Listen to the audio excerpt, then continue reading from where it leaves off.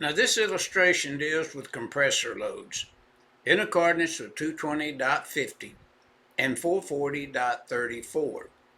Now notice this is an industrial process type compressor supplied by 480 volt three-phase supply. The compressors listed here are 35 amps and 45 amps respectively. And notice to calculate the load for these compressors, we would apply in step 1 to calculate the VA, we would use 831, well really 831 volts, and that's 480 times the square root of 3, 1.732.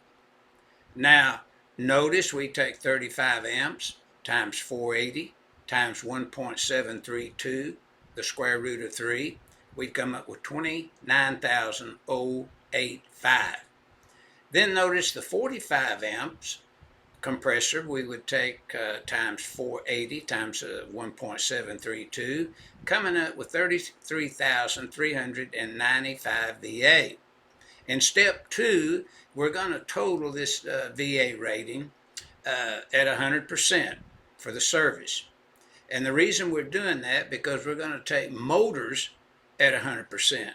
Now, some electricians and will take compressors and motors and add them together. Okay, you can do that. I suggest you don't do it. You keep them separated so that you always know which load you're calculating, and maybe you wouldn't get mixed up. And also, if they called out on the test just for a compressor load, this is the way that you would perform the calculation as you see here. So the solution is then, after we total step 2, we'd come up with 66,480 VA, as you see in step 2 in the illustration. So the solution is, and the answer is, the compressor load is total is 66,480 VA.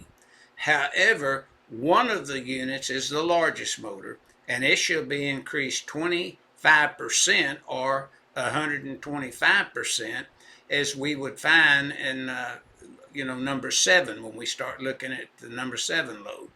But coming up, motor loads.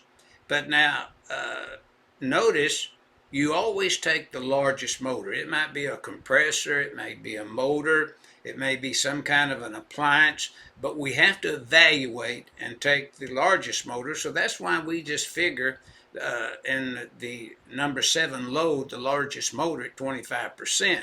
So in other words, you'd come in here and just take each one of these loads at 100%, as you see in step 1 and step 2, and then you would wait to determine if they happen to be the largest load if you were adding them all together.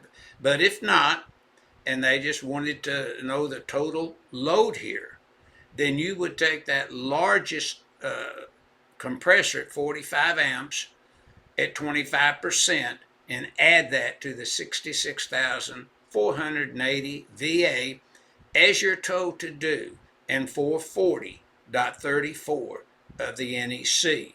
And that's what this figure 2-13 is illustrating. And you will have questions and problems at the end of chapter 2 that will deal with these different loads for you to calculate, and you'll also have the answer step by step so that it will be very easy for you to see if an error has been made in any way. So figure 2-13 is dealing with compressor loads, and we're calculating these loads in accordance with 220.50 and 440.34 as the NEC requires.